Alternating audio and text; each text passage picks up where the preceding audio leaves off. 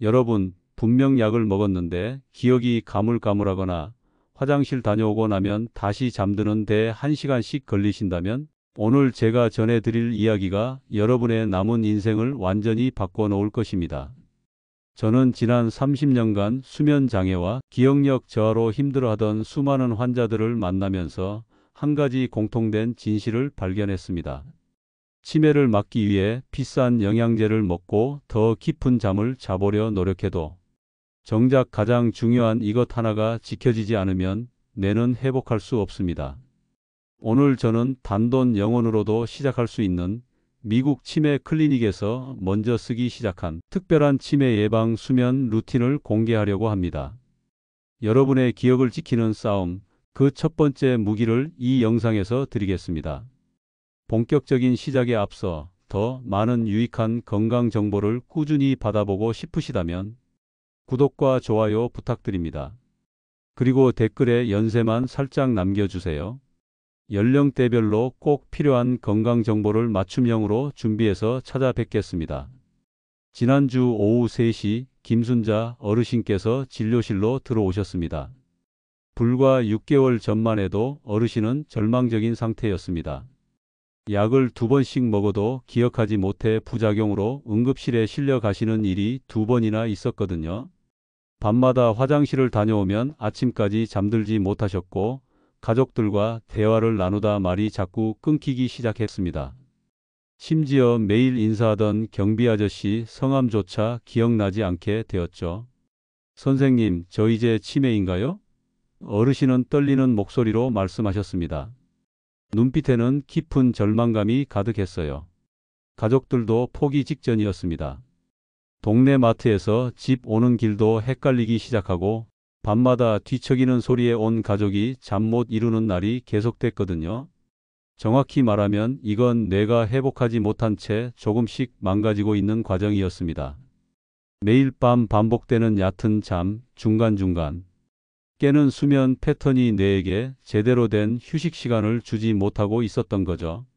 그래서 저는 어르신께 단 하나의 변화만 권해드렸습니다. 바로 매일 같은 시간에 같은 방식으로 잠자리에 드는 것. 그게 전부였습니다. 그런데 놀라운 일이 일어났습니다. 단 2주 만에 밤중에 깨는 횟수가 절반으로 줄었고 아침에 머리가 이렇게 맑은 건 정말 오랜만이에요 라고 말씀하셨습니다. 3주 후에는 말이 막히지 않아요. 책을 다시 읽고 싶어졌어요 라며 환한 미소를 지으셨고 잊어버렸던 경비 아저씨 성함도 다시 기억하게 되셨습니다. 그리고 6개월이 지난 지금 김순자 어르신은 이렇게 말씀하십니다. 치매가 올까봐 매일 무서웠는데 이제는 그런 걱정이 사라졌어요. 70년 넘게 살면서 이렇게 깊게 잠든 건 처음 같아요. 가족들은 엄마가 완전히 다른 사람이 되었다며 눈물을 글썽이셨습니다. 별다른 약도 비싼 치료도 없었습니다. 단지 뇌가 회복할 수 있는 그 시간을 지켜준 것뿐이었거든요. 사실 이 시간에 대한 놀라운 비밀이 하나 있습니다. 미국에서는 적극 권장되지만 국내에선 알 수 없는 이유로 일반인들에게 잘 알려지지 않은 치매 예방을 위한 수면 골든 타임이 있거든요. 60대 이후에는 밤 9시 30분부터 11시 사이에 꼭 주무셔야 한다는 것입니다. 미국에서는 60대 이상에게 수면 골든 타임을 철저히 지키는 것을 적극 권장합니다. 미국 질병통제예방센터에서는 고령자는 밤 9시 30분부터 11시 사이 자는 것이 치매 예방에 매우 중요하다고 명시하고 있습니다. 이 시간대에는 뇌의 글림파틱 시스템이 가장 활발히 작동해서 알츠하이머의 주요 원인인 베타 아밀로이드 같은 독성 물질을 효과적으로 제거합니다.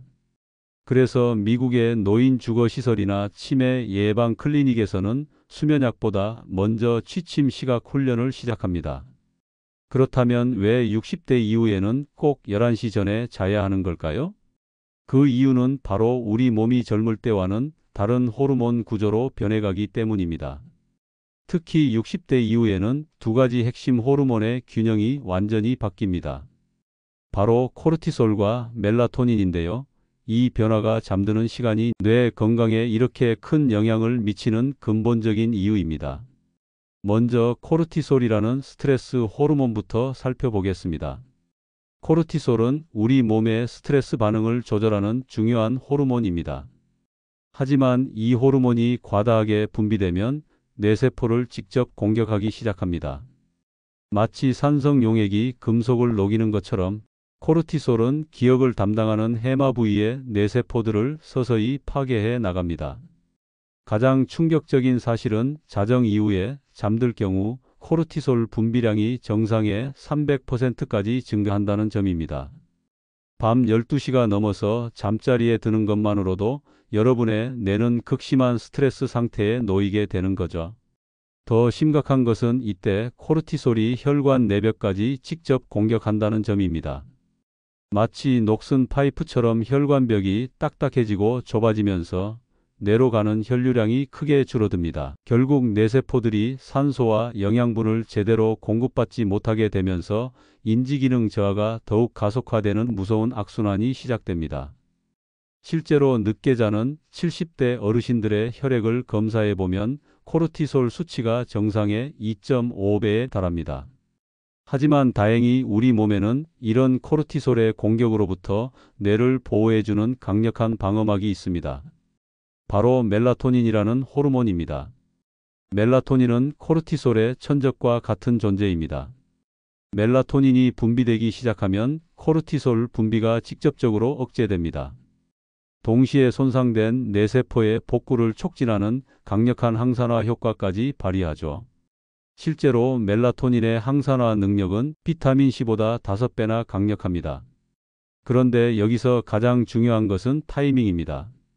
멜라토닌은 해가 지고 나서 어둠이 시작되는 밤 9시경부터 분비가 시작됩니다. 그리고 밤 10시에서 11시 사이에 분비량이 최고조에 달하죠. 바로 이 시간대가 우리가 말하는 골든 타임입니다. 이 골든 타임에 잠들지 못하면 어떻게 될까요? 멜라토닌 분비량이 70% 이상 감소합니다. 동시에 코르티솔은 계속해서 분비되면서 뇌를 공격하게 되죠. 마치 방패도 없이 전쟁터에 나선 것과 같은 상황이 됩니다. 하지만 11시 이전에 잠들면 멜라토닌이 충분히 분비되고 코르티솔이 억제되면 우리 뇌에서는 놀라운 일이 벌어집니다. 바로 앞서 말씀드린 치매를 예방하는 글림파틱 시스템이 가동되는 것입니다. 중요한 점은 이 시스템은 깊은 잠에 빠져 있을 때만 작동합니다. 따라서 새벽에 얕은 잠으로 자주 깨시는 분들은 더욱 주의하셔야 합니다. 우리가 깊게 잠들면 뇌척수액이 뇌 전체를 순환하면서 낮 동안 쌓인 노폐물들, 특히 치매의 주원인인 독성 단백질을 체외로 배출시켜줍니다.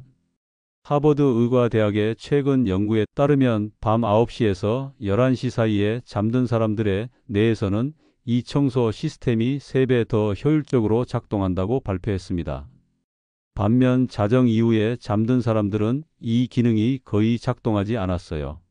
결국 올바른 수면 시간대를 지키지 않는 사람들의 치매 발병률은 무려 2배가 높습니다.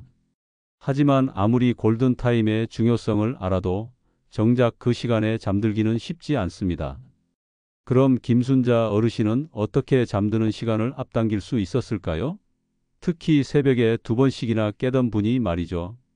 김순자 어르신에게 권해드린 것은 정말 간단한 방법들이었습니다. 복잡한 치료나 약물 없이 집에서 바로 할 수 있는 것들이었죠. 첫 번째로 함께 바꿔본 것이 바로 어르신 집안의 소리였습니다. 많은 분들이 잠들 때는 완전히 조용해야 한다고 생각하시는데 사실 뇌는 정적보다 예측 가능한 소리를 선호합니다. 완전한 정적은 뇌에게 경계하라는 신호를 보냅니다.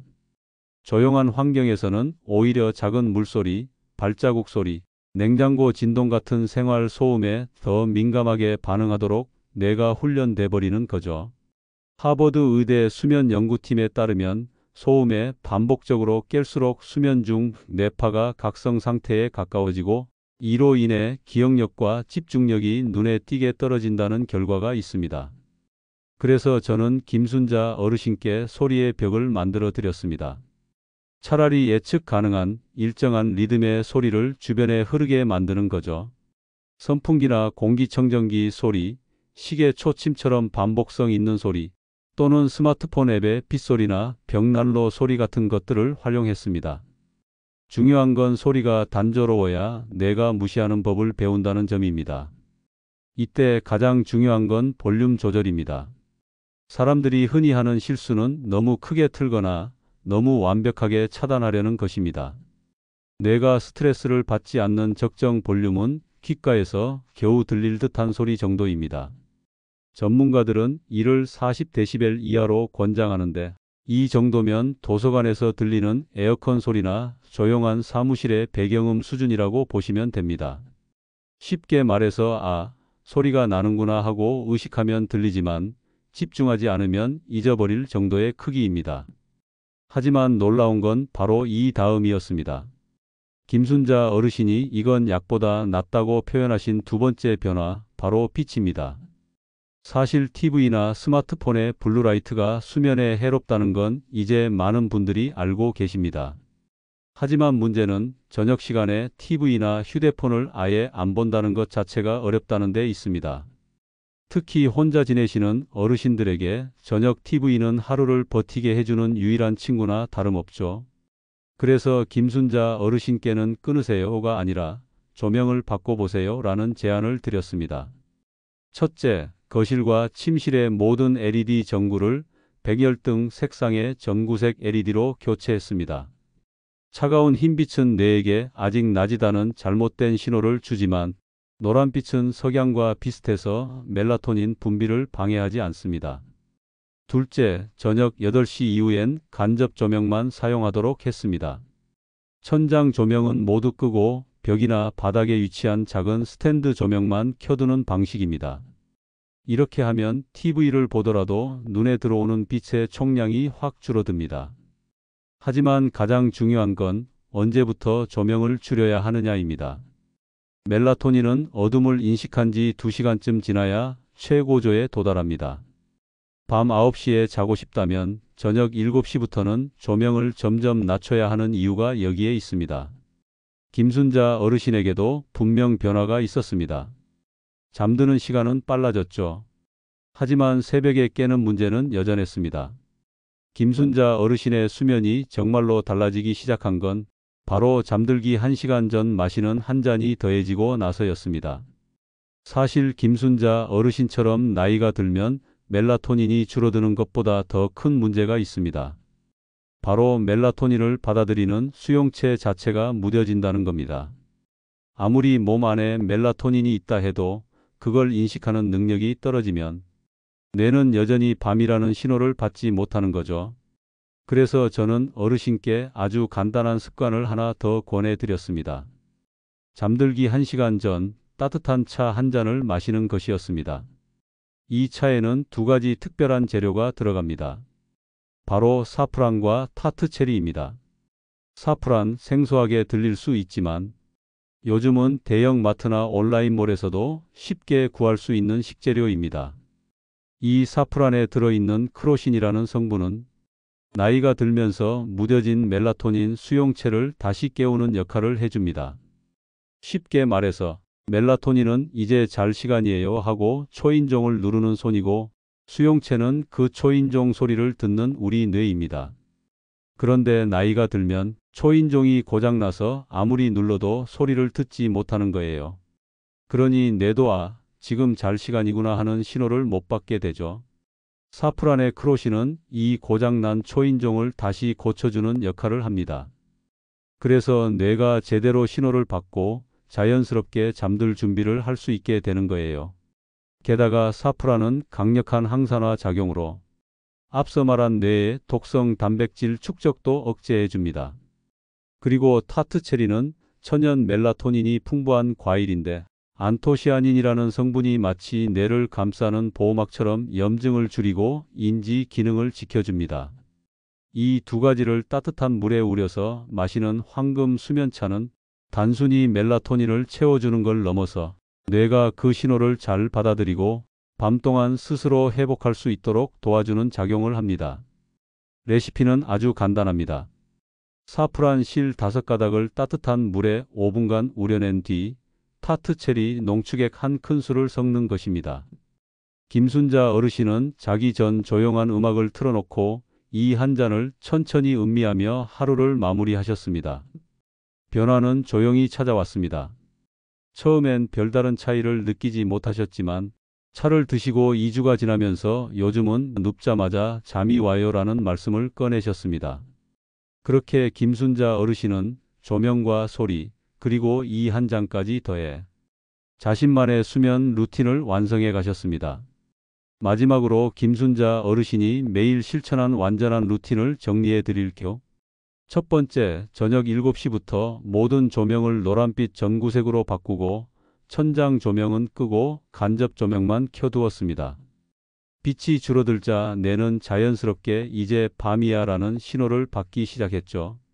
두 번째, 저녁 8시부터는 공기청정기 소리나 빗소리 앱처럼 예측 가능한 소리를 틀어 뇌가 불안해하지 않도록 소리의 벽을 만들었습니다. 세 번째, 밤 9시에는 황금 수면차 한 잔을 마시며 하루를 천천히 정리하고 밤 10시에는 침대에 누워 자연스럽게 잠에 들었습니다. 복잡한 치료도 비싼 장비도 없었습니다. 단지 뇌가 회복할 수 있는 환경을 하루에 단 3단계로 만들어준 것뿐이었습니다. 결국 중요한 건 수면의 양보다 타이밍 그리고 뇌가 회복할 수 있는 환경입니다. 복잡한 약이나 치료보다 조금만 생활을 조정하는 것으로도 치매의 길에서 벗어날 수 있다는 사실, 김순자 어르신의 이야기가 그걸 증명해주고 있습니다. 여러분도 오늘 밤부터 조명 하나, 소리 하나, 따뜻한 한 잔으로 뇌에게 진짜 휴식을 선물해 보세요. 우리 뇌는 나이 때문이 아니라 쉴 틈을 못 줬기 때문에 망가지는 겁니다. 매일의 수면이 내일의 기억을 지켜줍니다. 오늘도 좋은 밤 되시길 바랍니다. 앞으로도 이런 실용적이고 쉬운 건강 정보를 지속적으로 전해드리겠습니다. 오늘 영상이 도움이 되셨다면 구독과 좋아요 버튼을 눌러주시고 주변에 불면증으로 고생하는 가족이나 지인이 계시다면 이 영상을 꼭 공유해 주세요. 한 사람이라도 더 깊은 잠을 되찾을 수 있다면 그것만으로도 큰 보람이 될 것 같습니다. 감사합니다.